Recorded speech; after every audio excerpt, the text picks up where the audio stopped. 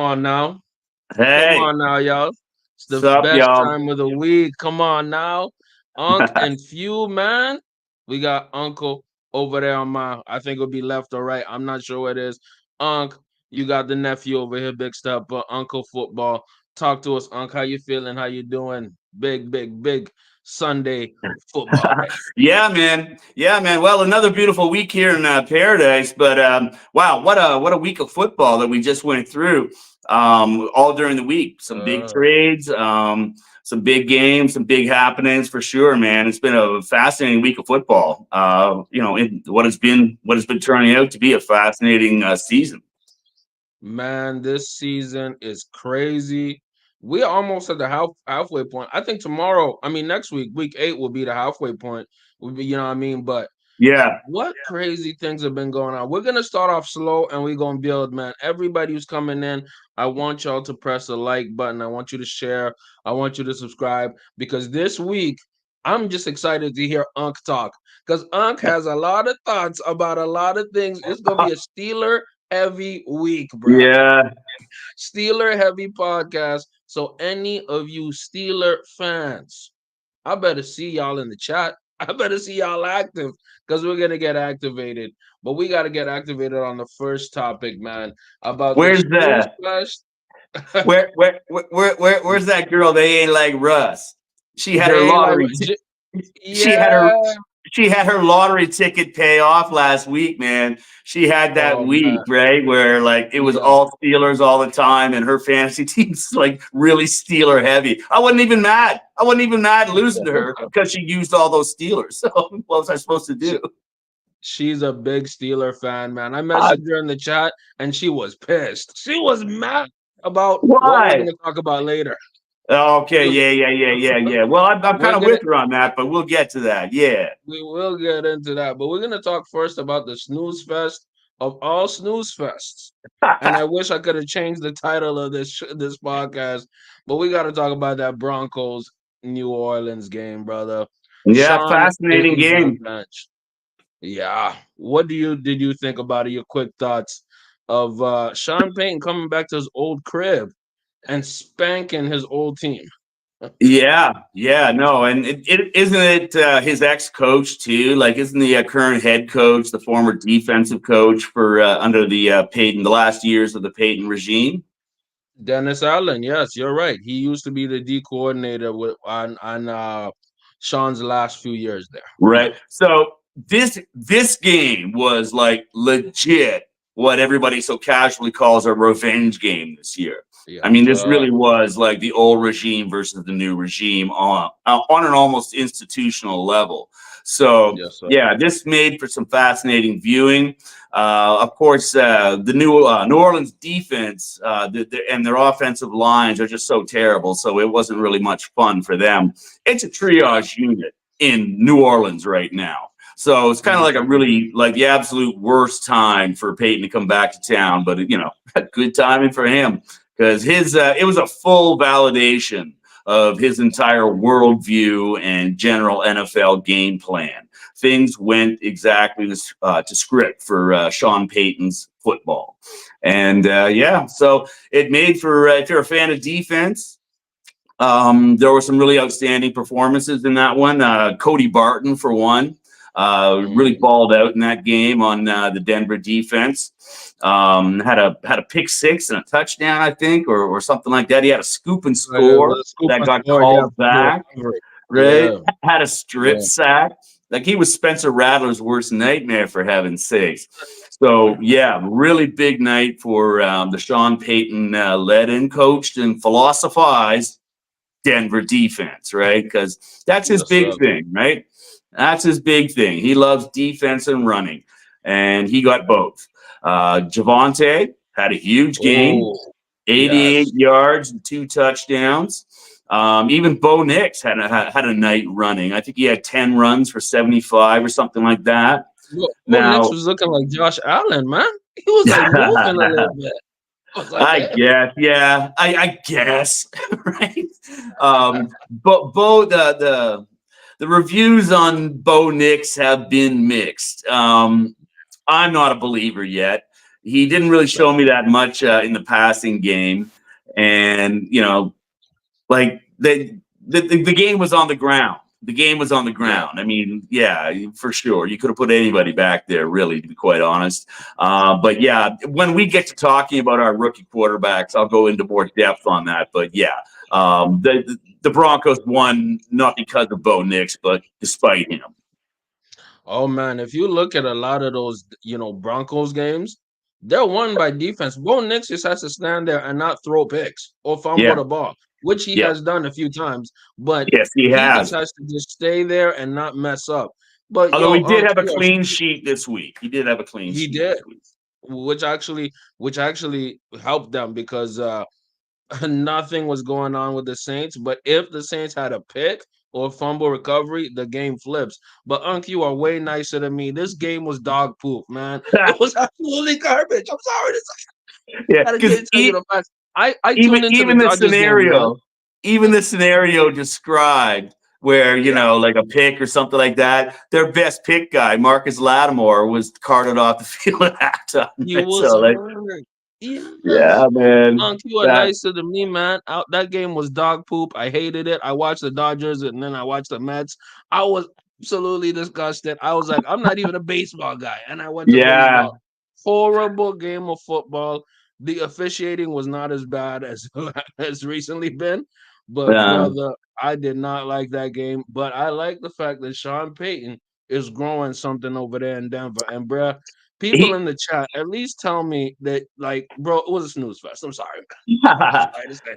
Yeah, it's remarkable for a game that had 43 points in it. Yeah, it was sloppy enough Right. to be a snooze fest, right? Because you get tired of things getting called back, delays, this, Right. this, and that. It was just a sloppy game from beginning to end. But yeah, Sean Payton got his revenge game W. So hats off to him, I suppose. But you made a good comment there. He is building something for the He first is. time. For the first time in probably since Peyton Manning left, I feel any sense of optimism in Denver, reason for optimism. I'm So, and glad. that's, like any good team rebuild, right? Mm, You get the defense going first, because that way at least you mm, can hang in any game you're in and then work on yes. getting your quarterback up to speed. And yeah, now the one thing that was really aberrant in this game, cost me a whole Mm, bunch of points in fantasy, is that oh, for some reason Cortland Sutton, their number one wide receiver, was yeah. nowhere to be found. Like the guy took a complete powder on the game, and I doubt it was his intention to do so. So explain to me why you can't find your number one receiver, or at least target him. Something Yeah. strange happened there. I'm not sure what it is. Hopefully, it's because Cortland Sutton's getting traded to Pittsburgh. Right? They held him out, but without holding him out officially. But I Yeah. don't think that's it. I don't think that's it. It's just the vicissitudes of dealing with a rookie QB and a new system, and it's just an outlier game. But man, that was You have disappointing for right. me. The guy went from like 12 to 15 targets a week the last 3 weeks to zero. Right? It makes no sense because Cortland Sutton, with the guy we're gonna talk about in a few segments, namely Mr. Sierra. Well, I'm calling him Mr. Sierra. It is what it is. I'm not calling him unlimited. He and Sutton were a great combo. Sutton is a number one type of receiver, and I don't know Yeah. why him and Bo Nix have found that connection. It's But your that's best gonna tool. hurt them in the future. That's the best tool you guys have on offense. And let me tell you this: Broncos are 4-3. They could have flipped that and be maybe even 5-2. They are coming, Yep. especially with that defense. I'm very Well, impressed by them. Go and ahead. that's and that's a product of playing good defense. Because, like I said just a couple of minutes ago, if you're playing at least solid D, like that's the minimum number one thing you need for a rebuild. If you're doing an offensive rebuild, you need the defense to at least keep the score under 20, and that's what Yes. Denver's been doing. And talking about D, sleeper euphoria, you better close your eyes. I know you in the chat. I know you're in the chat. We're gonna talk about Big D getting destroyed by the Detroit Lions. Come on, man. Yeah. When 47 when to the 9. big when the Troy big Aikman. D Good. when the big D gets D. Facts. With no Vaseline, no lube, no foreplay. The big D got destroyed. Troy Aikman took them. Troy, you When the you've greatest. lost Troy Aikman. You lost Troy Aikman, man. It might be him and Roger Staubach for the best quarterbacks in Cowboys history. When you lose this guy, Yeah. that That's what never I mean. Like bothered. he's such a been such a vocal supporter of, almost anything. Yeah, Troy Aikman has a large tolerance for patience. Like this is a guy that showed up at Michael Irvin's criminal trial to give him a character reference. Like when he believes in you, he believes in you, right? And he goes all the way for you. So to lose, that's what I meant when I said when you've lost Troy Aikman, right? It's a parody on an old. It goes back to Nixon in the early '70s when Walter Cronkite finally said, I think Nixon's guilty, right? And the comment was, "Wow, when you've lost Walter Cronkite, you've lost America." Right. So Wow. ever since then, right? Because back then it was only like 3 or 4 television channels and everybody tuned in to see. Walter Cronkite was called the most trusted man in America. So when you've lost Mhm. Walter Cronkite, you've lost America. So nowadays, anytime when anybody says, when you've lost insert name here, the implication is it's big, right? So Wow. when you've lost Troy Aikman, yeah, it's big. But Wow. Troy's got a good point, man. He called them lazy. He Yeah. says the route running is terrible. Michael Irvin Yeah. himself called them soft. Yeah. Um, half of the Cowboy points come from the kicker, Aubrey, right? So He's their best player. He's their best player. It's not even close. so I think that criticism is legitimate and it's on point. And yeah, there's work to do in Dallas. And let's be clear about this. We said that Mm. last year, and Jerry Yes. Jones sat on his hands for most of the season. And we're seeing the results of a lack of foresight and 5-year planning and all that type of thing. And it's been going on in Dallas forever. Right. So Yeah. there's no surprise in here that yet another season with a ton of potential, a team with a ton of resources, once again, is like steering itself into the ditch, it looks like. And the crazy part is my boy Sleepy Euphoria. He literally texted me after the game. He's like, I don't believe in Dallas anymore. It's over. And I'm like, brother, when you've lost my boy Sleepy, who's a diehard Cowboys guy, Right. you have lost. There's that saying again. When you've lost sleepy euphoria, Dallas, dot, dot, Yes. dot. And you know what's crazy, man? It's not even because they lost. You can lose a game, but to almost have a 50 burger on you, 50 in your own stadium. Crazy stat, not even a stat, just a fact. The Yeah. Dallas Cowboys have lost every home game they've had this season, and They they've been well, down by almost 20 points on every home game this season. well, the reality Crazy. At is some point. The reality is, look at the wins they have. It's against the Yup. dregs, right? The teams with problems. Anytime they played good teams, and they've been at home in Dallas, right? Who was it? Green Bay, Baltimore, and there's another one in there. Like anytime they play a legitimate team, it's not even Mhm. close. Not even close. They get their doors whooped. They beaten the Browns. They beaten the Giants. Somehow they beat the Steelers, which is kind of shocking. But we're gonna get to Well, that segment soon. yeah, it But was a still, close game, right? it was a extremely close game. And if Dak doesn't get on that fumble, it's over. You know what I Yeah. mean? By the way, shout out to my boy Rob. You know what I mean? Jared Goff doesn't get enough credit. He's playing like top 5 QB dating back to last season. What do you think about that take, Unc? What do you think? It's funny. For my fantasy starts and sits, I was going to recommend Jared Goff with, except that he's in a Mm, very tight defense. He's going up against what's his name, Flores, as a defensive yes. coordinator. Otherwise, I think your boy's right on point. He was a bit slow out of the gate, but so was Detroit as a whole. Mhm. Jared Goff, before this season's out, probably will have what are we in week 7 here. By the We're time we week get to 7 week right 8, now. Mm, yeah, by the time over the next 10 or 11 weeks, Jared Goff mm, will probably be a top 5 quarterback at least 3 times, and will probably consistently be in the top 10 overall. Mm, Yeah, Jared Goff is not supremely talented. He does a bit of game management for Dan Campbell, but there's no yeah. getting over his technical skill and ability to, not throw a ton of picks, his ability to find his receivers. Yeah, no, Jared Goff, typically as what happens on a team like Detroit is this year is that, Mm, yeah, unless you're a big personality or a quarterback that shoots the lights out every week, you're just one of the guys, right? Not yeah. necessarily a bad thing, right? Not necessarily a bad thing. It Not at keeps the all. pressure off him. But yeah, wait for it. Jared Goff will have a much better and improved second half of the season over the first with a lot of top five Mm. performances. Your friend's on point. Shout out to Rob in the chat, man. Me and him, we always talk lines and spreads. He's my little gambling buddy. So Oh, no we kidding, be huh? talk. All right. He takes a lot of hints from you, Unc. He watches. All right. He's in the background. You know what I I mean? got some for you this week. For sure. I will say this though. As we go through this, like you said about the quarterback position, man, obviously it's really important. But we talked about the game manager versus game changer situation. And Mm. there's only one way to really, really talk about it now. And I think, actually, I'm going to give you the floor, Unc. We got to talk about the biggest news in our little podcast group, man. Mr. Unlimited coming back. Mr. Russell Wilson getting the nod to be the starter of the Steelers today versus the Jets.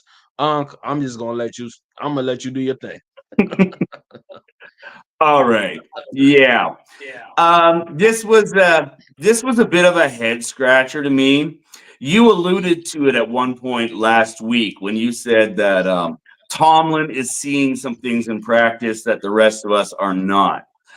Yes. That that's the only explanation that I can come up with regarding this. It Yeah. just is counterintuitive in almost every way. I haven't seen anybody do anything like this at the NFL level before. If it's not broken, don't fix it, right? And I don't think Justin Fields' quarterback performance is broken. Um, to his credit, with a lot of humility, he stood there and said, I have to be better. And he put it all on his own shoulders. Credit to the young man. He didn't complain or bitch or moan or anything like that. Like, I just love Justin Fields even that much more as a result of that. Now, as for the decision to put Russ in, I think I've got to go with your original thought that he must be seeing something in practice that he feels Russ can improve over the performance that Fields has given us to this date. I can't imagine what that will be, and I'm going to watch the game very closely today to find out. Because like the one biggest thing in Fields' favor is he hasn't been throwing it. He's got one pick all year. Like like Russell Wilson is pretty much guaranteed to give you a little bit more than that. Also, too, he's been elusive. He hasn't had many sacks. Like, Yeah. I'm not sure what it is that Tomlin thinks he's going to get out of Russell Wilson that he's not getting out of Justin Fields. Maybe it's a certain amount of accuracy.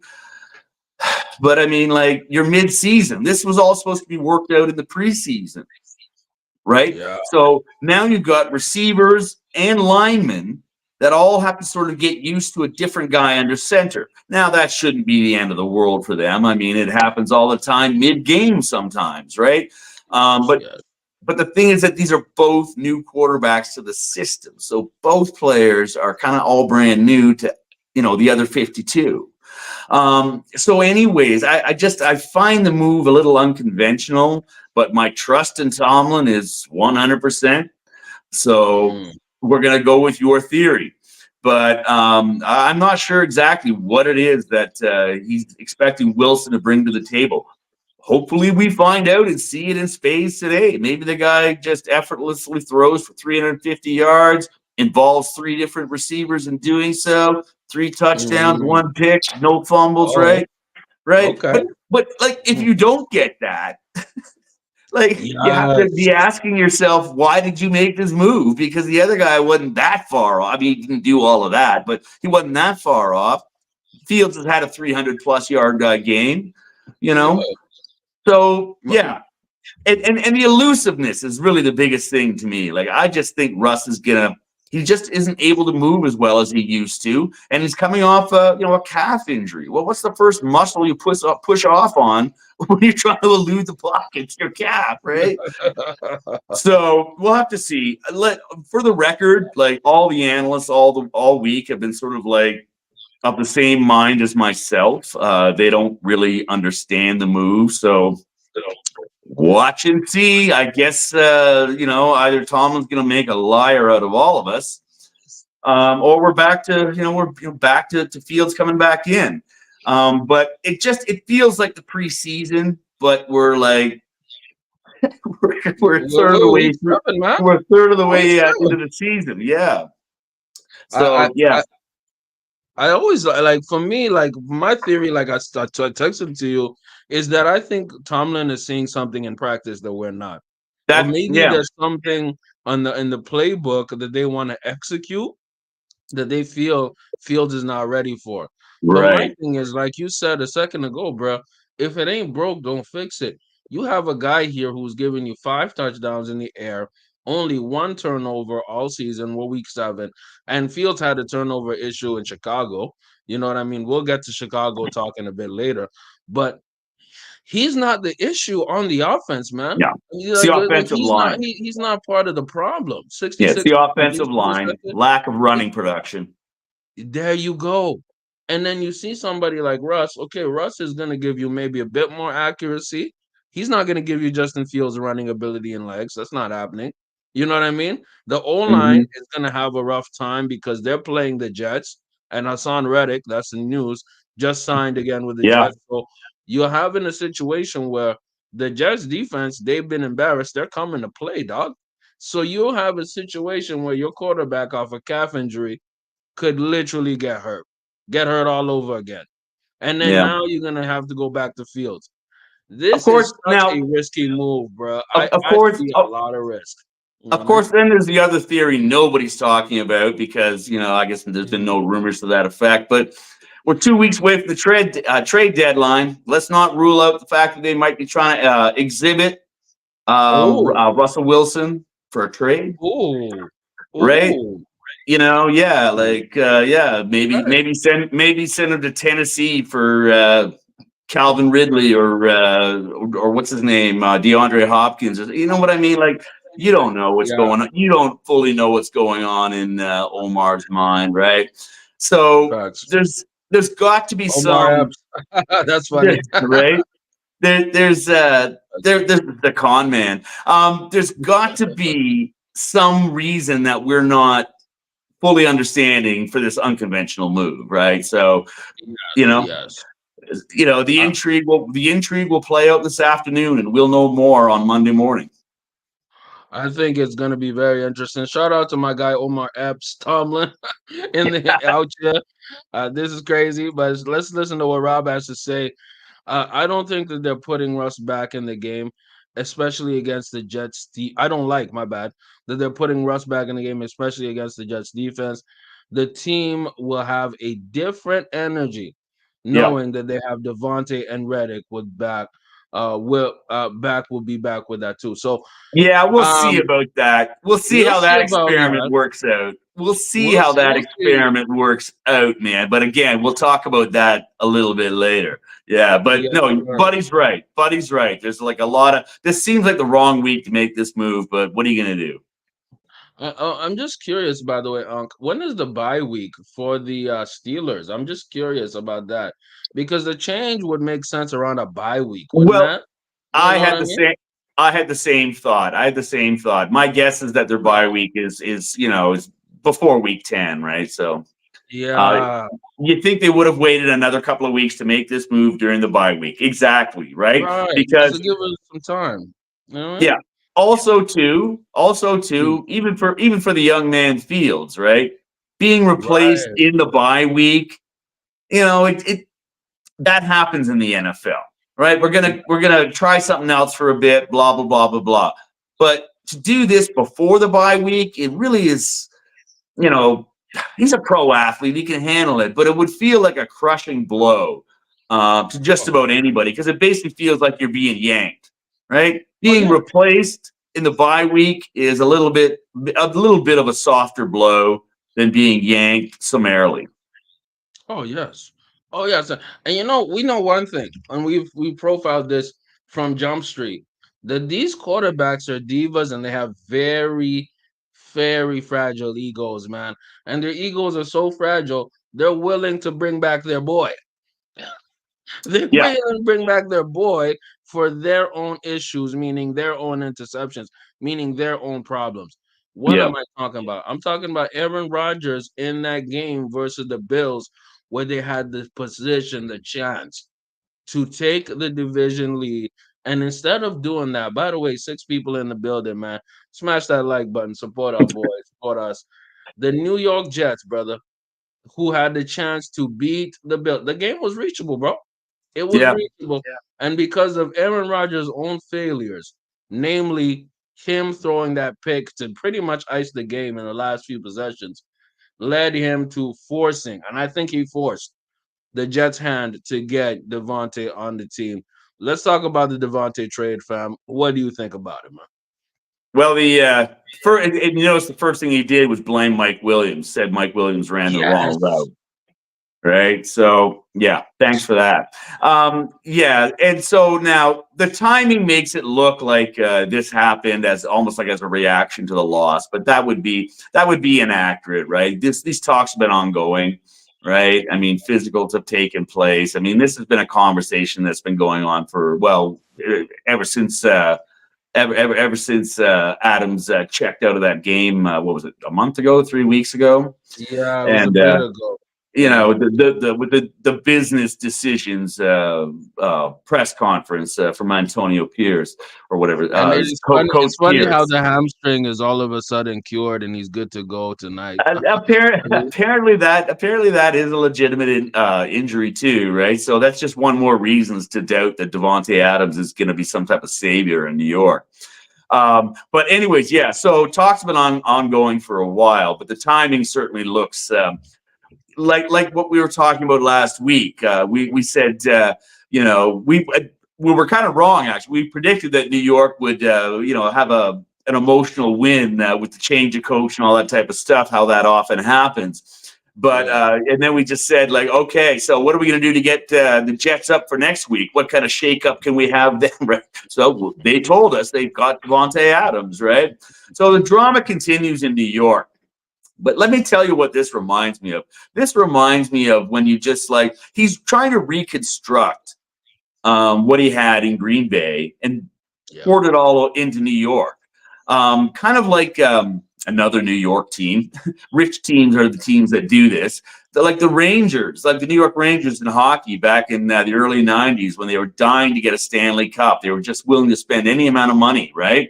As Mm, we've seen New York teams do again and again and again. And so they finally succeeded at bringing in enough late 80s, 90s Oilers stars to play for the coach that coached them to 3 or 4 cups, who were all like it was basically Edmonton East in New York. And wow. they finally got enough that they hoisted the cup, right? And all credit to them. You got to win 28 games to do that or so. It's the hardest trophy in sports, they say.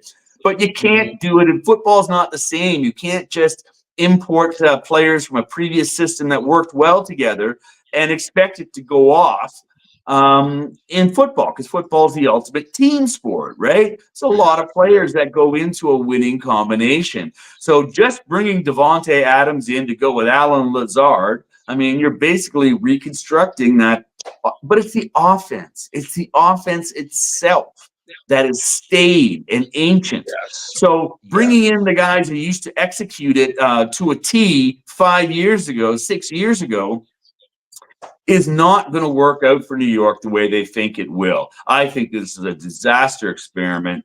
I don't think they win today. Hope go Mhm. Steelers. Um, Yeah. but even if they do, like the losing streak we talked about last week, the epic implosion of the New York Jets, it's coming. Watch for it. There's no Phoenix coming rising up out of all this, right? Aaron Mhm. Rodgers runs the New York Jets, and that's it, right? It's not Yeah. going to turn out well for them. I'm always, for me, my take on this is that it's very much sink or swim, bro. This was a desperation move again, not only from Rodgers, but Woody Johnson, the owner of the Jets. You are just making Aaron Rodgers the GM, the quarterback, the offensive coordinator. You're putting it all on him and putting all the chips in. When Well, Jerry Jones was saying going all in, this is all in. And it so is such a risky come move, on. bro. Let's look. Such a Let's keep risky it. move. Let's keep You know what this I mean? 100. Yeah, They let's got keep 100. Brees Hall in the background. They got Brees Hall. They've Mm, got Garrett Wilson. They got mm, Mike Williams, mm, right? They plus Lazard. They got mm, Tyler Conklin, right? There's mm. no shortage of receivers in New York right now. Why do you need Devontae Adams? The It fact is it's a so rhetorical silly. question. You need Devontae Adams because he knows Aaron Rodgers' system. Okay, now we have to call it the Aaron Rodgers system because he's the coach and the GM, right? So it's not the Green Bay system anymore. It's the Aaron Rodgers Right. system, right? So yeah, the fact that you need certain cogs to make that wheel go round is not a good sign for New York. It's a horrible look, man. And look, by the way, another horrible look. If y'all tuned it in, Jags are completely whooping the Patriots. I know Unc is Just, happy as hell about that. just after we've written them off. Just, bro, you know what's crazy? During BTJ, right? BTJ, I put him on the bench this week, and he's Oh, going off. gee. Yeah. One Yeah. time. No, he's the one redeeming factor in there. Tank Oh Bigsby's man, coming on now, too, because Etienne's out with a yeah. hamstring. So, like, Mhm. yeah, like as usual, the Jags have like some players. Yeah. But so, yeah, well, don't forget, too, they're also the de facto London home team, right? Like, Yeah, they've this been like there a 3 week. games in London. Yeah, They've been that's there like, crazy. what, 10 days now?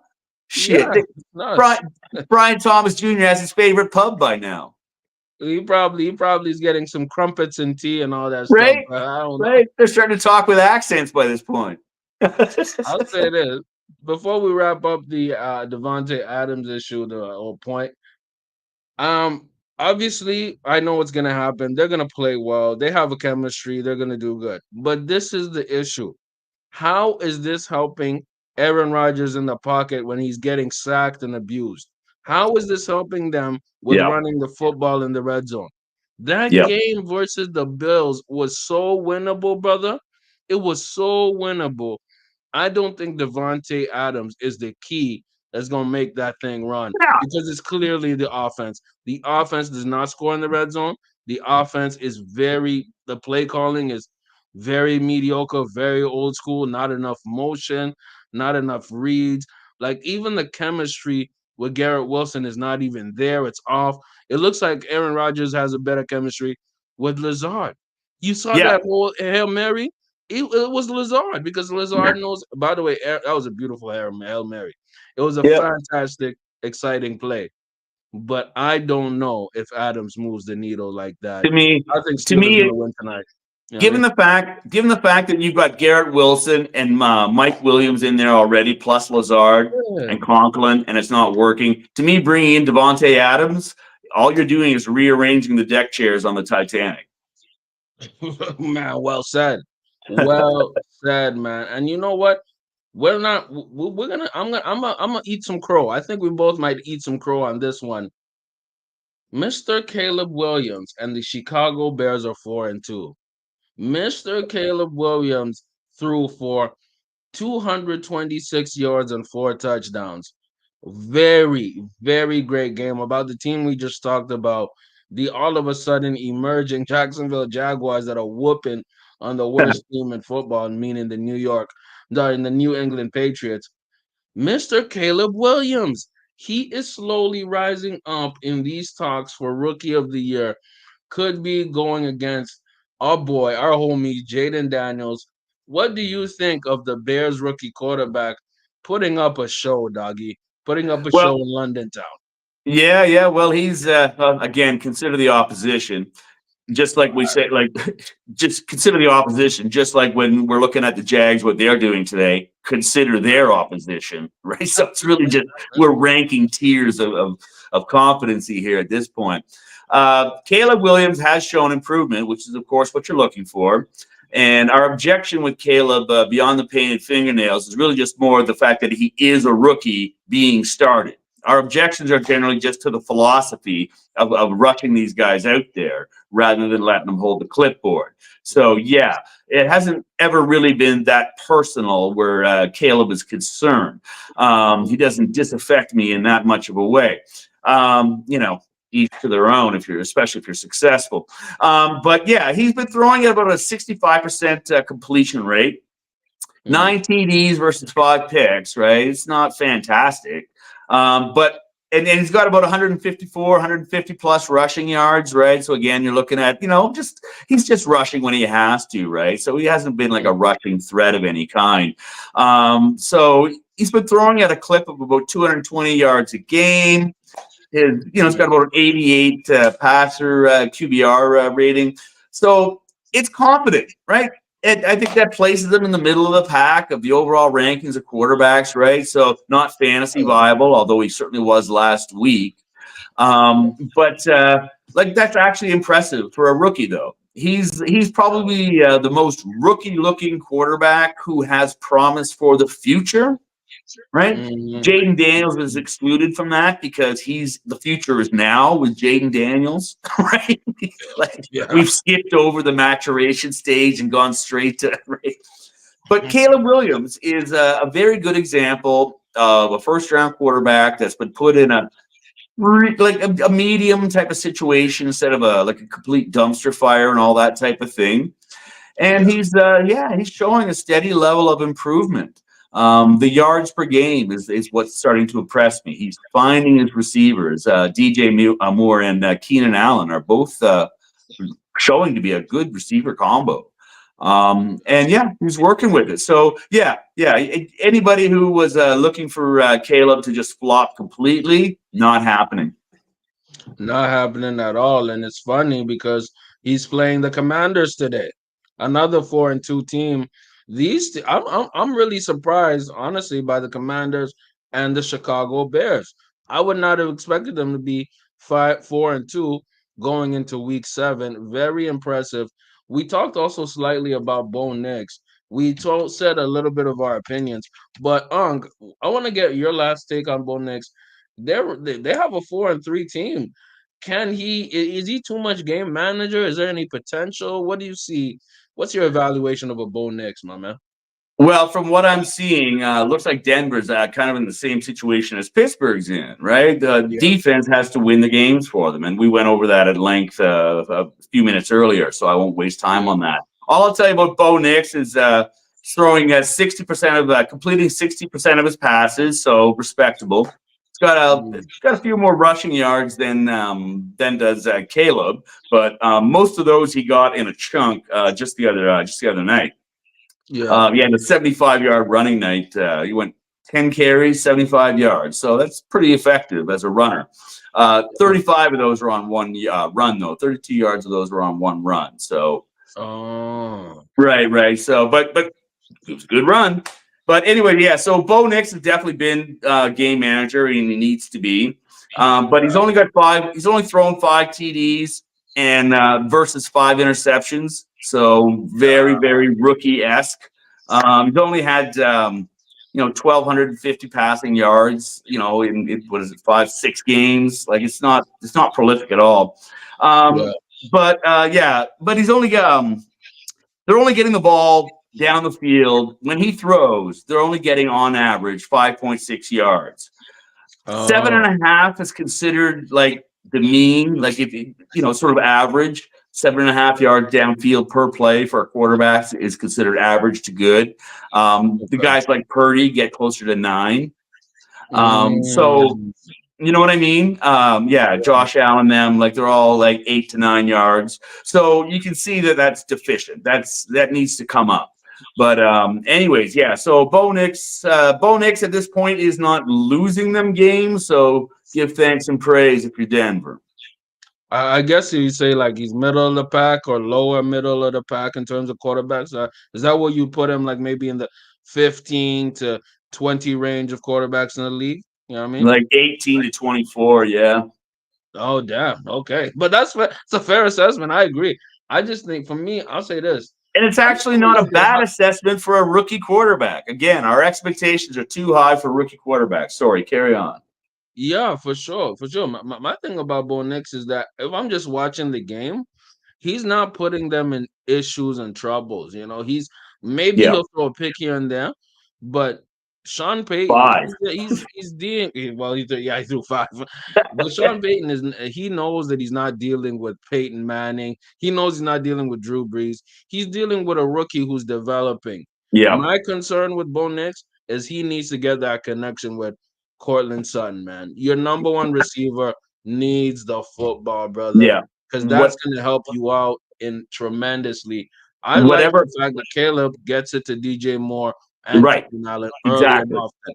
That's Yeah, smart by and him. look at That's what very smart. Jaden Daniels has done for scary Terry McLaurin, right? Not Oh so yeah, scary Terry McLaurin is scary again, right? yes sir. Yeah, Terry McLaurin had 2 touchdowns the other weekend on only 60 yards receiving, but he got targeted 8 to 10 times. Like Terry McLaurin has taken a powder for like a season and a half because of poor quarterback play. All of a sudden, he's relevant again. Right? So, Oh, very yes, you're relevant. exactly right. Bo Nix needs to have some sleepovers with Cortland Sutton where they go down to PS 151 in Denver and just fucking run the damn ball, run routes all damn day. All day. Throw it to your playmakers. And I'll say Like, this just, before we finish the yeah, rookie combo. because that's What's happening to our unacceptable. boy? That's ridiculous. Yeah, it's crazy. But what's happening to our boy, man? I know we didn't really have this on the rundown. What's happening to our boy Marvin, man? He hasn't been playing pretty bad, man. Well, He had a goose egg versus the Green Bay Packers, he got and he got he's been concussed. he got He got concussed. Oh concussed my early. Yeah, he's out. He's out. I'm not. I don't think he went into the protocol. I think he's gonna play this week. But yeah, yeah, he got knocked TFO, buddy. Last week. And oh, yeah. So he exited the game early. So yes, but okay. I believe in Marvin Harrison Jr. like 100%. So it's just a I'm a matter big of fan. things are not going well in Arizona right now. They have some issues with that offense. They've been kind of up and down, but like yeah, Kyler Murray is not playing the best quarterback, so that affects Marvin Harrison Jr. As does getting knocked out. I mean, that's completely fair. You know what I mean? I really, with all things considered, this was our early, rookie of the year pick. We're really high on this guy. Hopefully, he gets it in stride later this season. And He ain't done I yet. mean, it ain't done yet, I'd but I know stick when by it's my done. pick. If put I it this like way, it. if it wasn't for Jaden Daniels, I would like be like, what? I'm sticking with Marvin Harrison Jr. Like, so if there's a 1B for Rookie of the Year, I'm sticking Yeah, with Marvin Harrison Jr. I love that. I love that. But I know one receiver that's not concussed and happy. That's my boy Amari Cooper, man. We Woo! gotta talk about this. I think this Yeah, was we the do. trade of the day, and I think that this will Huge. really, Oh, really, really help that Bills offense. I am very high on Amari Cooper. Unc, talk to him. oh, baby, man. Like, that was the move that the Buffalo needed to make, and they got it. To their credit, they got it done. This is so much more exciting than the Devontae Adams trade and talking about all those prima donnas and whatnot. This is a move that just makes sense for everybody involved. Um, this is going to be huge. He's 30 years old, so he's a rookie, right? Not a rookie, but a veteran. I mean, he's going to teach a room full of rookie receivers and younger receivers, how to be a pro, man. That's what Amari Cooper has been from the very beginning, from coming out of Alabama. He has been a pro. First for Cleveland. I mean, suffered through Cleveland, went through Dallas. I mean, have you ever heard a discouraging word out of Amari Cooper? Like, never, right? No, The guy nothing. just, any season that he's played, like a full season, he's almost a lock Mhm. for 1,000 yards and double-digit touchdowns. Like, the guy is just a complete pro. He's had a couple seasons here and there where he's been injured, but he's mostly played a lot of games. And so he may see limited action this week. So before you go running him out on your fantasy team, although I imagine he still plays a fair bit today. I mean, he's got to be better than everybody else, right? Yeah. But so he may see some limited action as opposed to Adams, who he can pretty much count on just stepping in because it's an offense he knows. Mm. But Amari Cooper is considered a top route running technician. He's considered Yes. really excellent in that. So that will be a big help for Josh Allen. Like I Mm. said, a perennial 1,100 plus yards. That's his career average per season. So that's good. 14 yards per Mm. catch to go with that. And he provides veteran leadership without drama.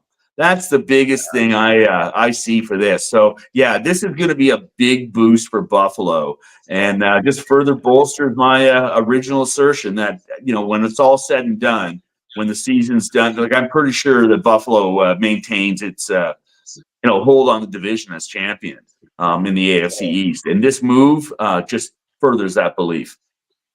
I think this was a fantastic move because when you saw that Jets Buffalo game, bro, I'm telling you, Josh Allen was searching for receivers, bro. Yeah, He it's was the searching, trying to extend plays, doing, I'll be real, reckless moves, but he somehow got away with it.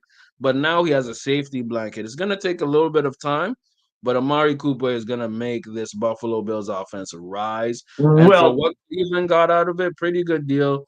They got a 2025 third round pick, a 2026 seventh round pick in exchange for Cooper and a 2025 sixth round selection. So Cleveland is signaling, man, it's time to clean the house, bro. It's the end of the road. Buffalo's saying we're putting the chips in, bro. We yeah. want to compete with the top teams in the FC. That's right. And they did exactly what they needed to do. And Oh that's yeah. that's good. Kudos to Buffalo management for doing that. They did a fantastic job. I think it's going to be a fun game. Whoever they're playing tonight, I think they're playing the Tennessee Titans. Oh, that's a win. That's a win. Will Levis, by the way, was benched for former Sealer Mason Will Yeah, Rudolph. I was gonna say Mace gets the start today. He gets the start today. Yeah. And you know what? We haven't talked about the big conversation about MVP yet. We're probably going to do that next week with our midseason awards. By the way, y'all tune in, smash that like button, and come in next Sunday, 11 a.m. Eastern. We're going to come in with our midseason awards. And somebody who is going to sneakily get in that conversation is Mr. Baker Mayfield, y'all. He has been Yeah, absolutely balling. this was And anybody who that has Godwin on their fantasy team, you're that was a balling. bit of And, a and that was a bit of a left hook when I saw that in there. I was just like, huh, interesting thought. yeah, Yeah. yeah. Well, Baker Mayfield is having himself a season so far. That's for darn sure. Mhm. Throwing at a 71% completion rate, but his overall yards that he's passed for, you think there'd be more, but he's only eighth overall. And I say only just because we're talking about MVPs here. But he Right. has 15 TDs versus 5 interceptions. All right, remember we were talking about Bo Nix was 5-5, right? Right. 15 TDs versus 5 interceptions. That's like 3-1 every game, man. Like that's production.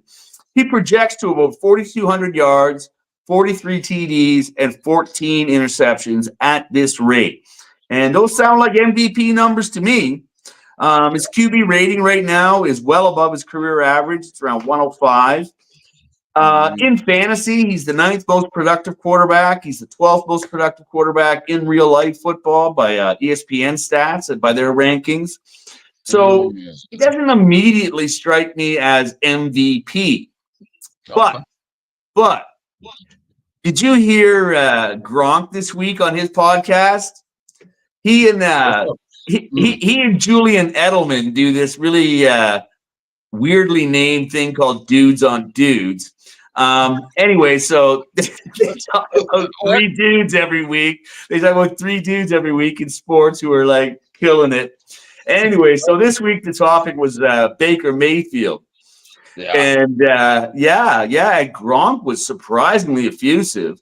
And he actually No. said that like when Brady came in, he kind of brought in like this tension, right? Brady with his exacting da da da da da.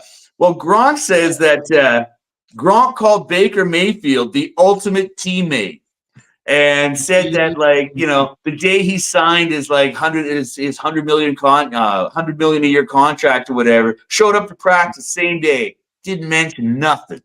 Gronk says he didn't see anything perceptibly different about the guy or anything. Says he's very humble. Says he gets along with like everybody in the locker room. Great guy to go have a beer with, according to Gronk. Who would know more? So yeah, like really effusive praise of him as a teammate, which makes me think that, you know what? This is a guy who could end up being an MVP just simply because guys like that are inspirational. They're the kind of guy that teams rally around. And if all of that happens, good things will happen for Baker Mayfield. Because remember, the MVP award is usually a combination of stats, but also who is legitimately the most valuable player to their team. And if Baker Mayfield takes them, to a division championship, I'm pretty sure they only do it on the regular season. They don't take any of the postseason in there. Yeah, it's a regular season, and that's been one of my critiques. So that's a struggle for a guy like Baker who doesn't have completely lights out stats, and he doesn't have a highlight reel like Lamar Jackson does ordinarily anyways. So he's fighting against that a little bit. But if Tampa goes on a tear, wins 6 or 7 games in a row, wins the division decisively, and Baker Mayfield does put up stats like I just quoted, he's going to have a resume that competes with everybody else. It's going to be very interesting to watch. And it's crazy how his team, I believe, is 4-2. And then this guy is playing some of the worst quarterbacking that we've ever seen. I just got to keep it real, man. Not only do the Cleveland Browns have to bench him, they need to find something to do it. But again, he is such a cancer in the locker room. The body language is horrible. And it's not because of lack of talent. That team is super talented, brother. Have you seen the salary? Have you seen the salary cap implications for Cleveland with this contract? Because it's 100% guaranteed, right? Yeah, it's bad, it's 2027 until they can eat 2027 before they can eat a figure less than $50 million on this guy. If they were to cut him now, just say the experiment's done, they'd be on the hook for like $113 million. Next year, it's something like $105 million. The year after that, it's like $97 million. It's not till 2027 season when they can get a figure that they could reasonably swallow. And nobody's going to trade for the guy and agree to pay it. No. Let me tell you what's going on with Deshaun Watson, because I've seen it before in sports. Deshaun Watson has been Tiger Woods. You know what I mean by that? I mean, you've taken a guy, because you got to remember at this level, right? Being a champion, being the best of the best at this level, 80% of it is mental. It's because all these guys have talent, speed, all that type of thing. But you've become a winner above and beyond other people because you believe in yourself and your confidence and your ability to deliver. Well, underpinning all that, apparently, his confidence was fueled by abusing women in massage rooms, right? That's the kind of thing that kept his dick hard, made him feel like he was king of the world, right? That and competing on the football field. You're right. That was his big secret, just like Tiger Woods cheating on his incredibly hot, beautiful Swedish wife was his secret thing, right? There are certain people that get off and it fuels their competitive spirit. It just makes them breathe easier.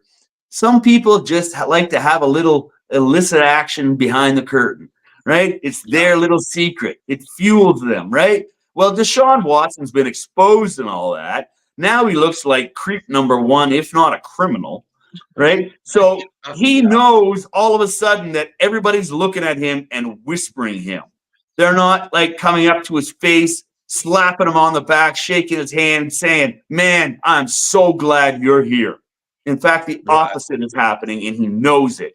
and everything is slipping away because his confidence is slipping away, just like what happened to Tiger Woods. Really amazing analysis. By the way, y'all MFers are lucky to have us. I'm sorry. I'm gonna get in my ego right now. You are lucky to be watching us right now. Who the hell makes a connection like that other than Unc Football over here, man? Who Been the hell watching is this giving shit for y'all a this minute. type of come on, man? Who's giving y'all this next level analysis talking about pervs getting your dick hard and football? Who's doing that? It fuels your competitive spirit, man. Like, come on, That's man. what I'm You saying, show bro. me, you show me a man conquering the world that doesn't have a woman at his back one way or the other. Some Of people, course. it's a positive paradigm. Other people, it's inherently negative, right? My thing is when I look at Watson, man, I used to be a fan. Obviously, before all the crazy Me things and too. all that, When he was I in was a Houston, massive fan. Oh, amazing, yeah, amazing. And yeah, you know what? Here's what it is. When he was in Clemson and he won the national championship versus Alabama, his coach, Dabo Sweeney, was saying, bruh, this is Michael Jordan in yeah, football. And you yeah. know what? He was right about it because that few seasons he had in Clemson, he was playing magical football. Wow. He And was, you know, he was in line to be the first couple Mahomes 3 years before Mahomes. in Yeah. Houston, like, Oh, come on, man. Like, they looked like they great. were onto something. They were starting something new. They were making stars out of receivers you never heard of again after he left, right? Oh, So, absolutely. I mean, Absolutely. DeAndre Hopkins is the obvious one, but there's another guy. It was like Will They're something, eluding me but now because I haven't heard of them since, right? of DeAndre went off course, to Tennessee, but the rest all just fell off the map. because this quarterback was playing amazing football, and you're absolutely right. When you get in your mental and you know you have that guilt, that whole, he's Yep. not criminally charged, but Yeah. civilly and just in general, you're known as the creeper, bro. And you're Yep. not helping your team win in That's any it. capacity. Your body language is bad, and you have a two-time coach of the year, Kevin Stefanski, who's actually a very good coach, looking like a joke. And it Yep. all comes back to Jimmy Haslam, the owner of the Cleveland Browns, being a very stupid, incompetent owner. And that's how you get the Cleveland Browns being absolutely garbage for 20 plus years. And guess who's the last quarterback that helped them win a playoff game? Yeah. Baker Baker Mayfield. Mayfield. And you Yeah, traded man. your whole Like, franchise for that guy. yeah, man. Can you imagine? Like, can you imagine if the Browns had just stayed the course and kept Baker Mayfield? Oh, Like, yeah, they would be We would be contending. having an entirely different conversation. Severely different conversation, and that goes again back to ownership, That's leadership. right. Jerry Jones always losing, there's a reason. You know what I mean? Cleveland Browns Yeah. always losing, there's a reason. Jets always being a disaster, there's a reason. You know, Steelers Hmm. always contending, there's a reason. And this is something that's also a disaster that I think we need to touch on before we get to our lines and spreads and other things. The impact of Aiden Hutchinson's injury, brother. Wow. How do you feel about it, man? Yeah. Whew. Well, man, this guy. Well, I had the privilege of watching that one game where he had like 4.5 sacks. Like, he was on his way to an NFL record of 6 that day, but didn't Yes, work sir. out. But yeah, It but versus Tampa. Versus for Tampa. the season in 5 games, because they've had their bye week already, I think, seven and a Yeah. half sacks in 5 games. That's the sack record. If you prorate that out for the season, that's 24.5 sacks. That's the Wow. record, Wow. right?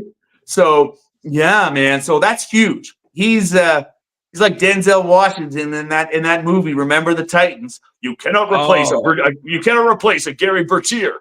That's the same thing. You can't replace Aiden Hutchinson. You can't, right? no. So I mean, so Detroit's just going to have to soldier on. Although Zadarius Smith in Cleveland is an Ooh. intriguing option for Detroit. I mean, it's out of Yeah. conference, out of division. Zadarius is a rookie. Cleveland's tanking the season at this point. Yeah. Why not send him off there? He's got 3 sacks already this year. right? So, and he's on pace for double digits as he has many years. And he's a solid Mm. veteran who'll slide in there immediately and make an immediate impact. So they're not completely out of options, but you're not going to replace him. You cannot replace the guy, and No, you cannot that's a replace little chink in their armor. But Detroit's pretty solid across the board, so I'm not too concerned. But I feel for him. Aiden Hutchinson. He was having a career year, epic, He was historic at year. he was having an amazing season, and actually, me and Sleepy Euphoria were texting throughout the week. And what do you think about this guy joining them? Because obviously Raiders are tanking, so they're taking trade offers. Do you think Cosby Are could they make an actually appearance? listening to trade offers? They're listening. Yeah, they actually had a Because quote where he mentioned that yeah, whether he's yeah, in Vegas or anywhere else, he's happy to compete. good, yeah. Because For Detroit's those rumors. yeah. Detroit's been having a whole week. They've been smoking hopium in the basement all week. You know, just sitting there like getting very excited thinking about Max Crosby in a Detroit uniform since Aiden Hutchinson went down. Yeah. And that is a lot of hopium. I'm pretty sure. Everything I've been hearing is that like Pierce definitely wants to keep Crosby, but Mm. the general manager and the ownership might be saying now's a good time, man. Detroit's stocked with the draft picks and the like. Like maybe it makes sense. Yeah, if I was a general manager in Oakland, I'd be happy to trade Crosby to fleece. I'd be happy to fleece somebody for him. He's worth a lot because you don't need Oh to yeah. trade him. You don't Yeah, need to because trade him. You're always going to need a guy like Max Crosby. my thing is, if the Raiders are admitting the season's a wash, let's get as much as we can. But it's going to be tough because he's part of the most important part of the team. He's their best player just off rip. You know what I mean? Mhm. He's an impact player. Same thing I was feeling about Aiden Hutchinson. Yeah, As great as Detroit is, to have a guy like this on your defense, massive. It yeah. puts you in better It's just position. It ends drives. It builds the confidence. Imagine, oh my God, you know what I well, mean? he's like Watt in Pittsburgh, and like you said, Crosby. There's only a handful of these guys out there. But Aiden Hutchinson is next level chaos and terror for every quarterback, right? So yeah, the Yeah. obvious thing to do would be to bring in Max Crosby if he's actually available, because he's Mhm. the only other person besides Watt that I can think of immediately that immediately he made the what's his name Hassan Reddick in New York. Like, there's only like a handful of Yeah. guys that really have the ability to just like wreak havoc in your backfield. Just tear through there. Yeah, and it's just chaos when they do. So yeah, he's an impact player, and he'll be severely missed in Detroit. Now, it's funny hearing, speaking of smoking hopium, talk about Yeah. Dan Campbell, talking about there's a 4 to 6 month window for this injury to heal, right? So now Wow. 4 months is like February 13th, 4 days before the Super Bowl. And Dan Campbell's up there Super talking Bowl. about, like, well, he might come back this season. Wow, boy, Dan, you're assuming a lot of things, not the least of which is that somebody with 4 days practice can step back into their role. Like, Hey, talk about that is smoking your some hopium opium. bowl. Real Yeah, talk. dude. Real talk. He's His taking a bounty dealer, up out of that hopium. Dan Campbell's hopium dealer is stacking cheddar this week. Oh, straight up, straight up. Well, he lives in Detroit. That's a depressing enough place. He's probably smoking a lot. I would smoke a lot in Detroit, man. I'm being real. But if I'm Yeah, winning man. like Detroit, I'm like, okay, I'll probably smoke a bit less. Well, you know what? We're not smoking on. We are not smoking on our lines and spreads for week number 7. Rob, you better be in the chat because we have an expert over here. We have the OG giving us advice. So, Rob, you better be in the chat, brother. Hey, actually, I got healthy last week a little bit, man. I finally got to double digits against the spread, so I was happy with that, man. Yeah, and 10 on my over under. So that was a good week last week. And not coincidentally, it was the week that I shut off all the experts and just went with my gut. But yeah, because like starting off the season, I was having 6 and 10 weeks and stuff like that. So, yeesh. But anyways, I had for this week some interesting lines. Like, I really like the Atlanta line. Atlanta's favored by 3 on the road, going all the way across the country. It sounds like a trap game, right? Like, there's no way. But Atlanta's playing well right now. and Seattle's defense is nosedive for the last 3 weeks. So I'm expecting a shootout actually out there. So I would take the over, which is 51.5, and take Atlanta as a road favorite. It's a challenging pick, but it's one of the few that actually stands out to me this week. Nice. I like The it. other one again, Cincinnati against the Browns. That seems obvious, -5.5. But the question is the over under, and definitely take the Mm. over. It's 41.5 points, and I'd be surprised if Cincinnati doesn't score that much themselves. Oh Um, yeah, and by the way, one comment about this game that's very interesting. If you have fantasy, Chase is looking absolutely amazing. He is on a yeah, tear right now. He's having an amazing run. You're obviously starting him anyways, but he might win you your league. He's having 200-yard games like his left and right. Anyways, just a side comment. Go ahead. Lord knows I need it. He's got to play for two players. He's got to play for two positions for me this week after Cortland Sutton delivered me that zero burger. So I Oh, need Chase to perform for two wide receivers today, and he just might. he will. Um, He will. Now, the Detroit mini game is popular with everybody. Detroit is on the road. They are 1.5 point underdogs, I believe. Yes, they are. Yep. Okay, Vikings are favored. Vikings are favored. right. And I'm actually going to take the under on the 50.5 points because the defenses in this game are outstanding. Even though there's the Yeah. potential for a ton of points, you've got Dan Campbell versus Brian Flores versus Kevin O'Connell. It's like there's a lot of head stuff going on here. I have a feeling it's going to be a disciplined game. Yeah. So and that's I've got Detroit covering that though. I have Detroit winning on the Oh, road. okay. Yep. Okay. And so they cover the 1.5, but you're probably looking at a score that's like 28-24. It's gonna be a battle. I think that's gonna be a fantastic game. Cool. Loki could be One of game the of the week. game of Could the be. week candidate for sure. Yeah. How about? Um, Sorry. Go ahead. Yeah. okay, yeah. The other one, here's what seems like an obvious one to me too here. Rams are at the Raiders. Rams are putting up a lot of points, a lot of offense. They're like Cincinnati. I don't think they really care about the defense that much. But I'm taking the Rams -7, and I'm taking the over in that game. Again, the Rams might score 43.5 all on their own. Mm. Um, are there any games in particular you're interested in that you'd like me to discuss? Because I have them all picked. Oh, of course, of course. Just two games I really want to talk about. Eagles Giants, the return of Saquon. I wanted Good to get game.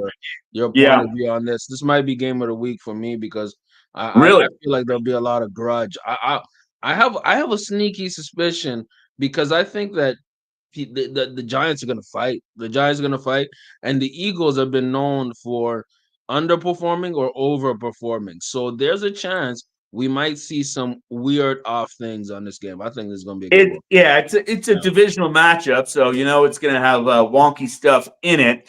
Um, Yeah. I just really wonder about Philly. They're so mercurial this season. They're so up and down, and Yeah. their defense shows some real holes. Sirianni's on the hot seat. I just feel like Philly hasn't been playing good football for like a Yeah. full season and a half now, almost 2 seasons, right? Because we're talking about the end of the 22 season was terrible. It started off okay during 23, and then last year in the second half. Mm. And we're just seeing this is almost the third season of questionable football in Philadelphia. So I'm not really Mm. confident of that game. I've got the Giants actually covering because it's 3.5 points. Philly will Mm. probably win, but at the points with the point spread being at 3.5 points, I'm inclined to take the Giants because the Giants have not been incompetent this year. They've surprised a Right. few people. But I'm going under on the points, which is 43. Okay. Yeah. Very, very fair. Malik Neighbors is coming back, by the way. He's back. Is he? There you go. All the more reason to believe. One game, actually, a bettor's choice I got here. Again, a Mm. road team. This seems just like easy points, and that's the LA Chargers at Oh, Arizona. Been playing terrible, and it's only a 2 point spread that nice. LA is favored by. But so I would take that and the under on the 44 Okay. because the Chargers, I think, are in a different class than what Arizona has been exhibiting right now. And only Yeah. 2 points, right? They're basically calling that a tie. or pardon me, they're basically calling that a field goal win for the Chargers, right? Because there's a Mm, built-in handicap for being at home for Arizona, and they're not getting it. mm, Baltimore, mm. Tampa Bay. There's a good-looking Yeah, game. huge game. Huge game. 4-2 teams. Yep. Huge. Baltimore at Tampa Bay, and the point spread is Oh, still 3.5. yes. It's 3.5. Yeah, it's still 3.5. Over under is 50. Right, so This is LA, Baltimore's Las favored. Vegas Insiders. Yeah. Baltimore's favored by more than a field goal, so that basically implies either Mm, 2 field goals or a touchdown mhm. against Tampa Bay, and that doesn't seem unreasonable. Like we were saying, discussing Tampa Bay's defense isn't Yeah. quite as prolific as Baker's been on offense. But I'm Mhm. still, as the home team, I'm still going with Tampa Bay at plus Oh, 3.5 and okay. over on the 49. Definitely take the over on in this game. 49 points seems like a lark. That seems like no problem for these two teams to combine for over 50 Yeah. points. That's gonna be a big shootout. Whichever team you're feeling. Bucks. You already know my bias. I think it's Yeah, gonna be a great game. But I want to ask you one last game before we sure. move on from the segment. So we gonna have a Super Bowl repeat, brother. A Super Bowl repeat of the Chiefs, 5-0 Chiefs. I don't know how they win these games. The refs are doing their job. The defense doing their job. Travis Kelsey is somehow coming back a little bit. Niners and Brock Purdy, 3-3, somehow leading their division and with a ton of injuries. Kittle, Kittle is looking nice, man. He is getting back to his tight end number one position. Unc, what's your quick analysis? And who are you picking? Because I think I'm gonna go with who you picking. Because I think you have a feeling about this. Let's go. Refs have been the MVP for the Chiefs team this season. I wish I could get them in fantasy. Um, Yeah, We'll I've got see. KC covering the 2 point spread. They're underdogs. Yeah. Underdogs at in the 49ers house. So basically that they're calling this a pick 'em game because 49ers are only favored by 2. So I got KC winning this, covering the 2 point spread, and I say go over on the point spread. It's at 47, and this game certainly has like 28-21 written all over it. I think that's gonna be, and you know what? This might even be game of the week, even at a low score, because Yeah.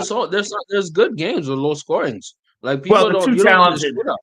You know two what I mean? very talented teams, right? And the 49ers, honestly, probably should have won last February, but didn't. So they're definitely going to have an incentive to do so this week. So it'll be a very competitive game.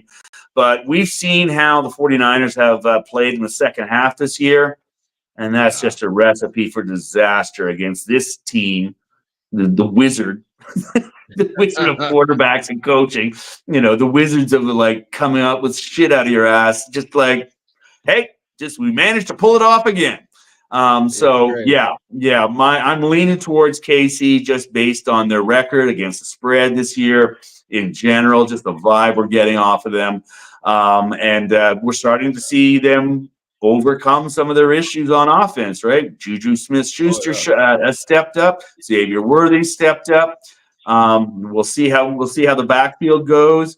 And Kelts is ready, willing, and able to catch a pass anytime it's thrown to him. So if Oh he ever yeah. gets around to throwing him a pass again, um, yeah. So It's if they crazy. utilize Kelts more, and yeah, yeah, if Casey just does what Casey does, and remember their defense.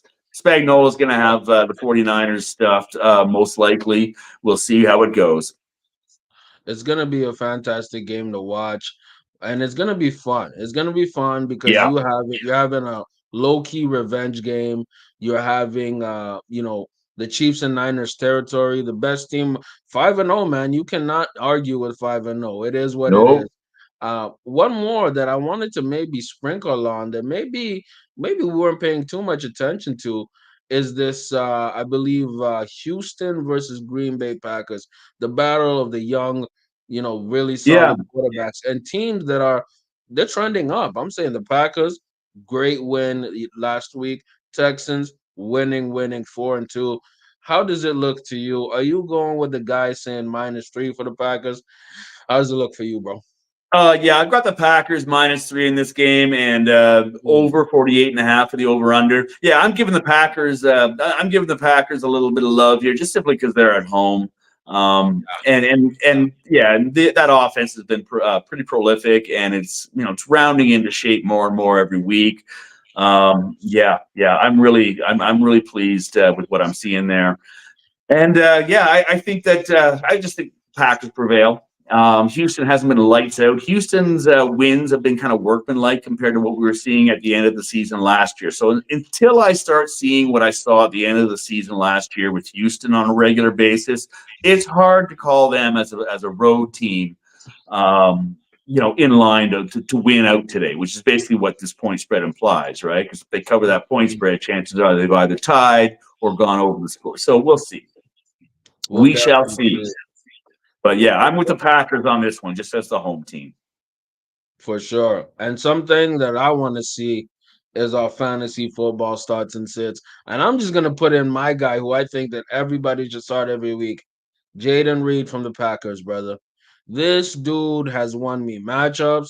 This dude has been incredibly clutch for me. I'm just gonna Yeah. sprinkle him in. I know Unc has a crazy list too. We try with our starts and sits. We don't give y'all the typical guys. We know the guys you should probably start. We give you the low key guys, the guys that Right. you got to Yeah. maybe go to the waiver wire, maybe do a little trade that are projecting up. Let's go. Yeah. Yeah. So yeah, my fantasy analysis, I'm not going to spend a whole bunch of time telling you to start Derrick Henry, right? Obviously. Yeah.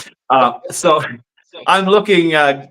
Sometimes I'll mention a guy who's a starter who's assumed to be in everybody's lineup, but I just think they're going to have a particularly good game because there's a mismatch in the defense versus the offense, etc.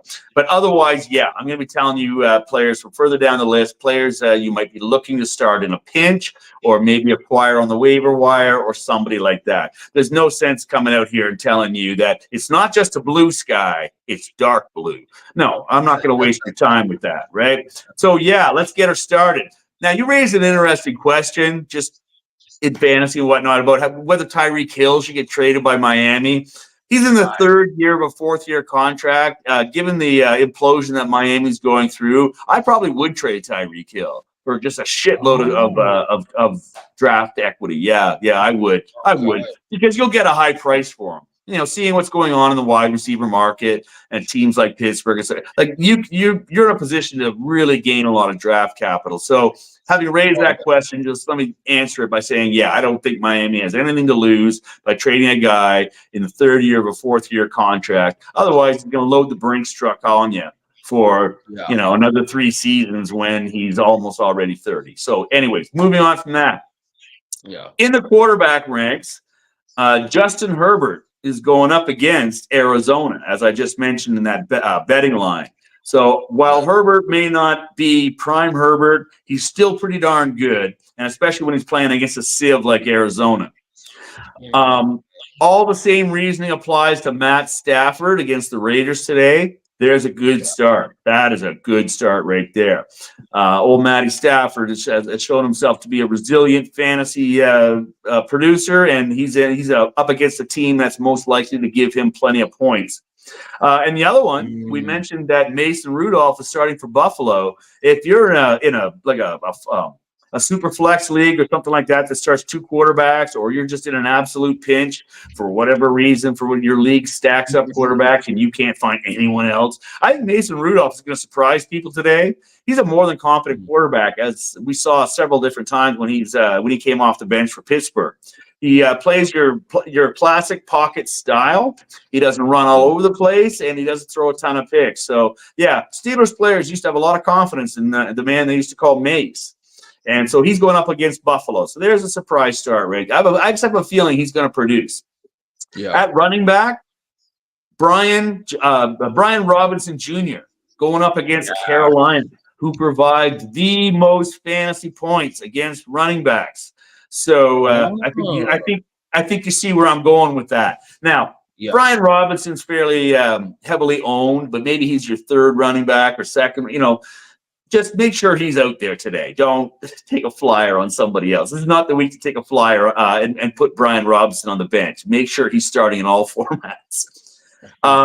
Another one that's looking real good off of recent weeks, and also considering his opponent, is J.K. Dobbins. right? Yeah. He's heavily owned, but not everybody starts him. This is the week to start J.K. Dobbins, definitely going up against Arizona. And the other one that's interesting is Chase Brown seems to have taken over the backfield in Cincinnati. So I think you can start to fade Zach Moss, but we'll find out more today, of course, right? But it looks like because Zach Moss had a fumble and they sat him on the bench last week, and Chase took over the backfield. Even though Chase had a fumble at the end of the game, it didn't really matter. But By the way, it's Chase Canadian. Canadian. that's right, he is. That's a little known fact. Pretty cool. Second City Television used to have this thing called "It's a Canadian Fact." You just gave us one. You're a similar. You're a fine Canadian, buddy. That is what Canadians do all the time. Oh, did you know so and so was Canadian? We got to shout out our Canadians, man. We got to shout out our boys, man. We sure as hell do, dude. I spent 10 years advising Americans of who was Canadian and who wasn't. Yes, sir. Yes, sir. The other one that looks good for this week, even though he's playing on that Miami team, is Mostert. Mostert came back off injury and started last week for the first time in the season, or second time. Now, he didn't shoot the lights out. He didn't look, like the guy who got 20 touchdowns the year before, but he's just coming back in. The important thing is he got something like over 20 touches, right? And most of them were running touches. So, he's definitely the go-to guy. And he also, of course, can receive. So, yeah, he had over 20 touches last week. So that's what you want in fantasy: volume.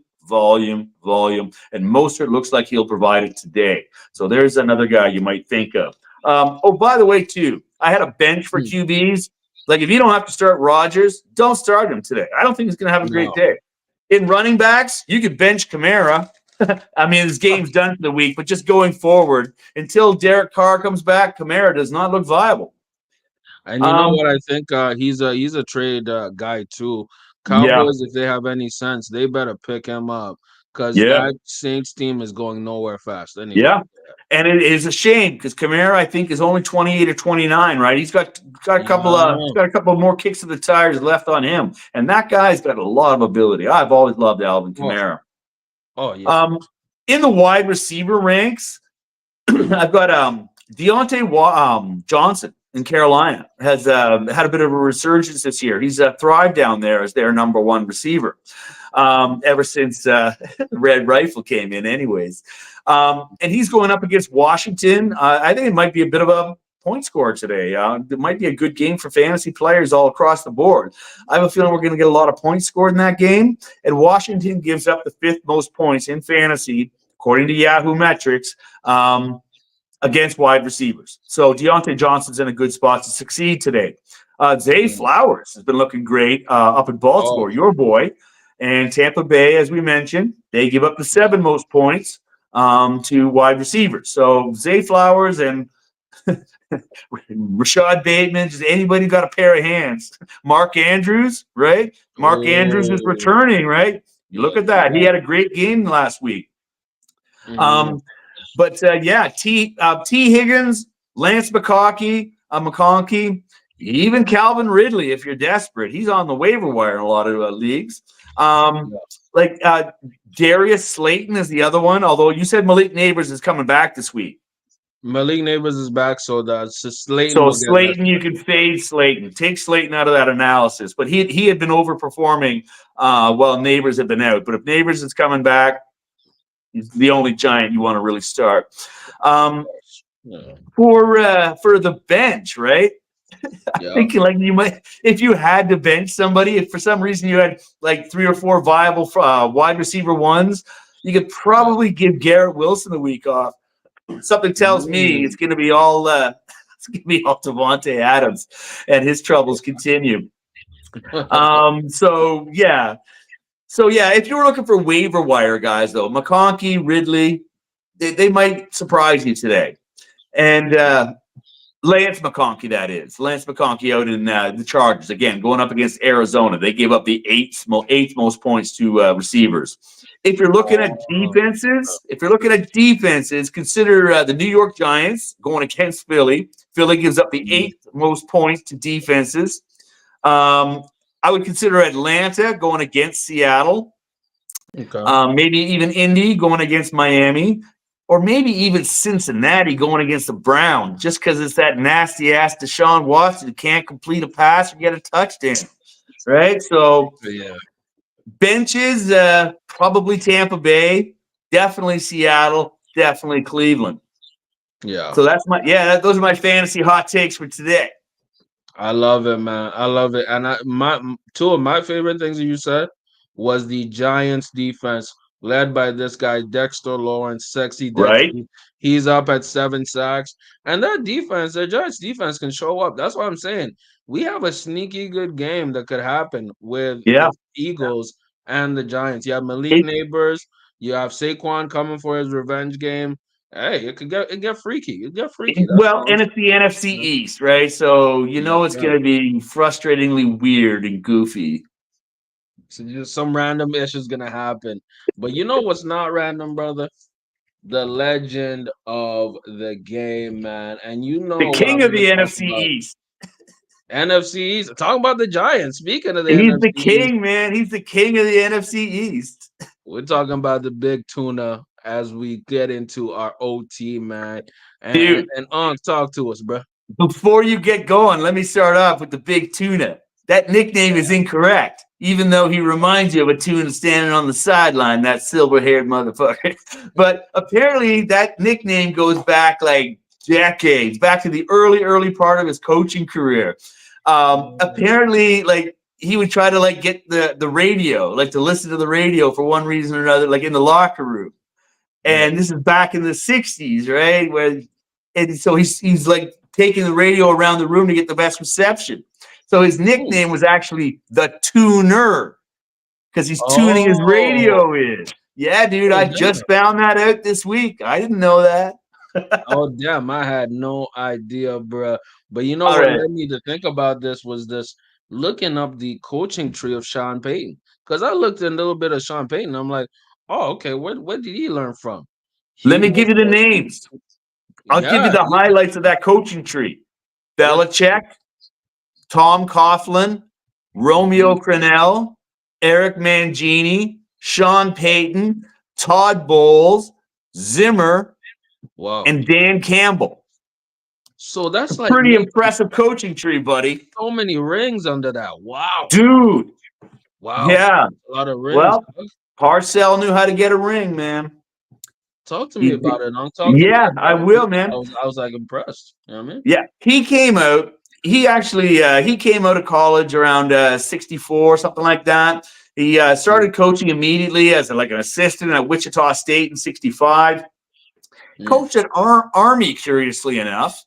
Um, and kind of like Coach K coaching basketball for Army. It's like it's not every day you find legit pro coaches that come out of these programs. So that's kind of intriguing.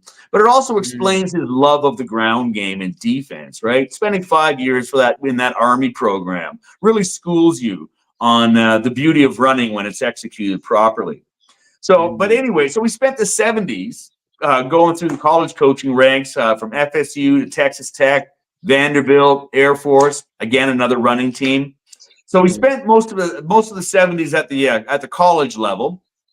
In 1979, he got his big break in the pros with the Giants. He was their defensive coordinator, but he curiously left them like the next year to Mm. go coach the Pats, only to return back to the New York Giants in 1981 again as an Mm. assistant coach, right? So something Mm. weird went on there. But he Wow. eventually got promoted to head coach in 1983, the position he held till 1990, time within which he won two very exciting Super Bowls, right? Mm. Including the 1991 against Buffalo. But just amazing stuff that we saw with him. And the biggest thing about Parcells was, as we mentioned, like it all started with the ground game and defense. A theme you've heard us repeat on this podcast many, many times. We talked Mm. about if you're going to rebuild a team, you start with your defense and your running game, right? And that's what he did. And very disciplined guy. It's another one of these coaches too who never ever proclaimed to not play favorites, right? Like Jimmy Johnson. It's like, you Mm. show me something, I'll show you something, right? And yeah, he wasn't like Coach Coughlin with the uber ultra discipline and all this type of stuff. Although he was a hard man, and he would punish you for fumbles and things like that. But you didn't mess around with him. You did not. He was not like a player's coach or anything like that. Not unless you were Lawrence Taylor. He had a very short list of players that got away with shit, right? Right. So, but he was a remarkably effective coach. His next coaching assignment after that, he spent the 90s coaching the New York Jets. He is one of the few people, very few, very short list of people who have taken the New York Jets to anything approaching respectability. And it was only Him and one of Rex the Wright. three, right? Yeah. he he coached them for only 3 seasons, 97, 98, and 99. So I guess he closed out he took a few years off, pardon me. And like Mm. he first retired, when he retired from New York after the Super Bowl, he took a few years off, but then came back to coach the Giants for those 3 years. But like that's impressive to take them to 12-14, the AFC Championship game, Wow. resurrected Vinny Testaverde along the way. I mean, like that might be his greatest coaching job outside of the two Super Bowls, right? That might be his greatest coaching accomplishment was taking the New York Jets to the AFC Championship game, and they lost. Guess who they lost to? Of course, right? You know Giants. Right.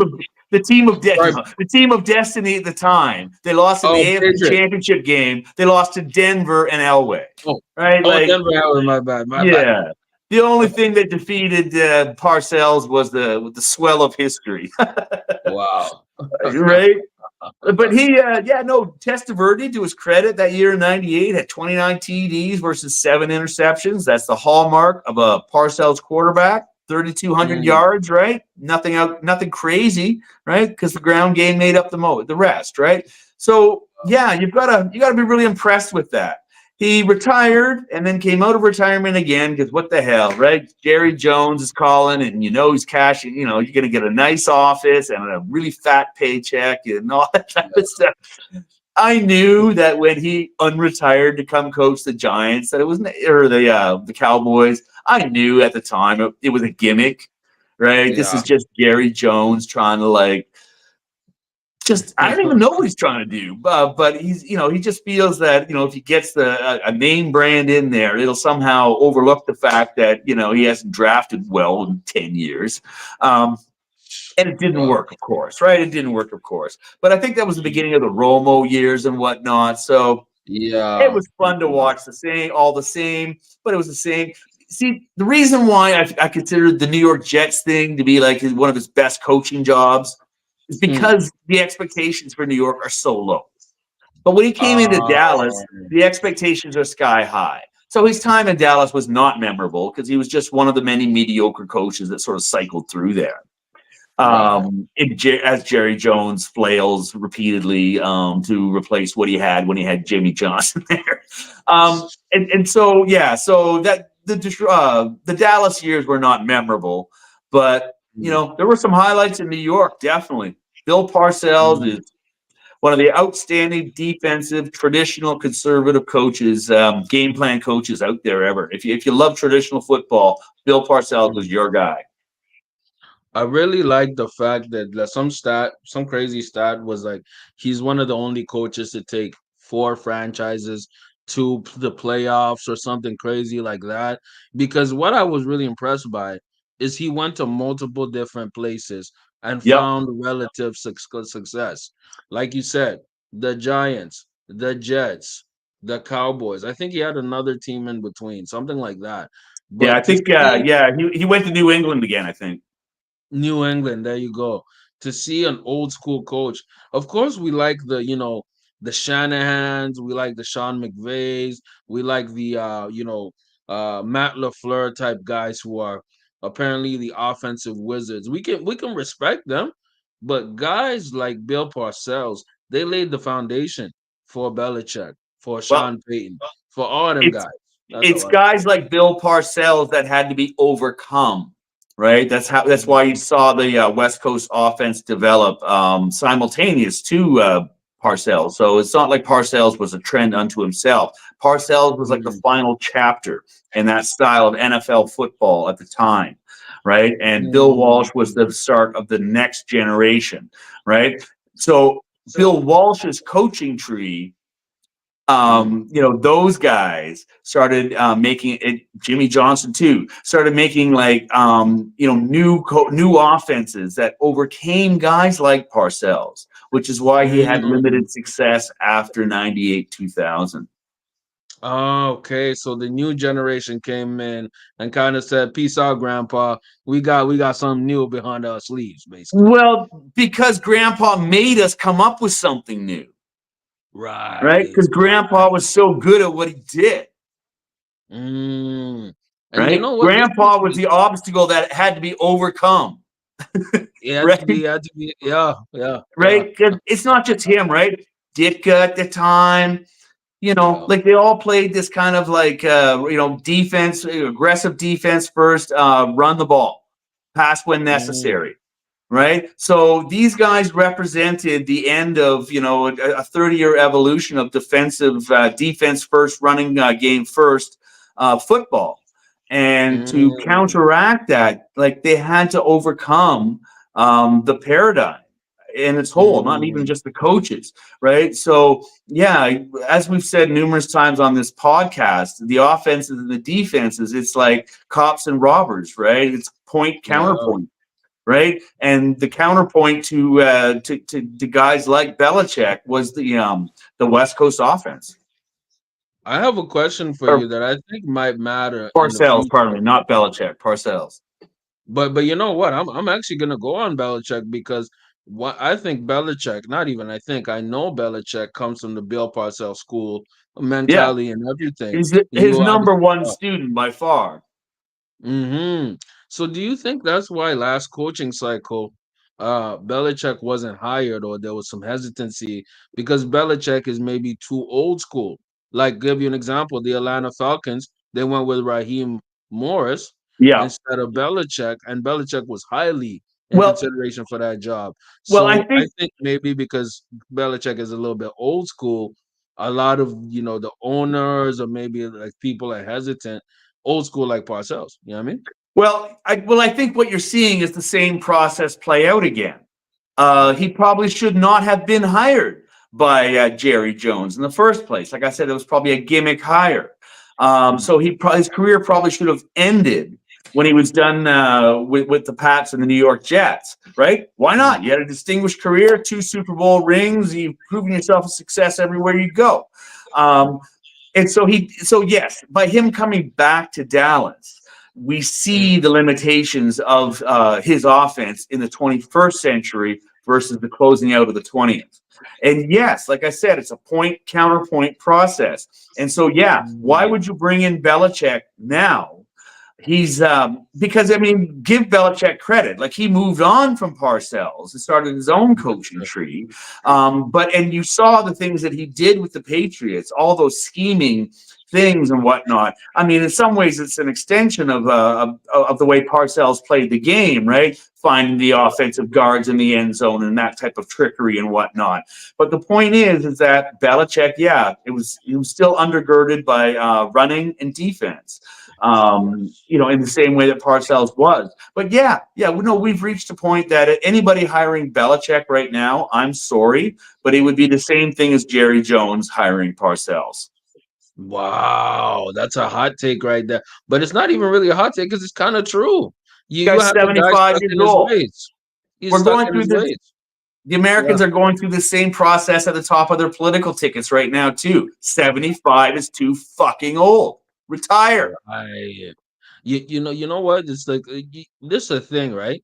Sometimes you have to know when to fold them, man. You know what I mean? And I'm not saying that, this man has to quit, pursuing his passion of football. I think Belichick is actually a very good analyst and commentator He's when it crushing it. comes to he's He's doing crushing really it as a well. football analyst. He should be I happy with love as that. an I love as an He analyst. should be But let happy with that. Like, take up Yeah, golf, yeah. needlepoint, anything. Find a way to be productive. Run a business. You're 70 fucking 5 years old or whatever. Like, there comes a time when, like, all you're doing is holding back the younger generation and whatnot. And I'm sorry. Bill Belichick showed me nothing to make me believe that all he needs is the right setup and he'll be scheming his way back to the Super Bowl. I did not see that in his last 2 years. No, it's the Patriots looked really, really bad last few seasons, and the reason he even stayed for a few longer seasons is just the respect of him. What I don't want to Yeah, happen is I don't want to see Belichick go to like the Eagles after Sirianni gets fired, and now they're like, oh my god, they're going on his ass and like disrespecting they'll the look legacy. I think it, exactly like Dallas did with Bill Parcells if they do that. mm, good Not point. incompetent, not incompetent, but nothing close to champions and nothing close to the previous iterations. Like a middle of the road okay team. You Yep. know what I mean? And you know And what? and That's I don't want him to go and out like that's that. I want that's him who to you go out just with a got good rid of is a middle of yeah. the road guy. That's Like crazy, man. I'm Yeah. serious. If I'm Philly, I'm calling up Dan Campbell and asking him who he's got in his pipeline that he can afford to get rid of. That OC, that Brad Johnson or whatever Yeah, I think is a yeah. good guy. Brian Johnson, I think his Yeah. name is. Yeah, that's the guy who has a future as a coach. But Oh, like when you said that something you said that that's right.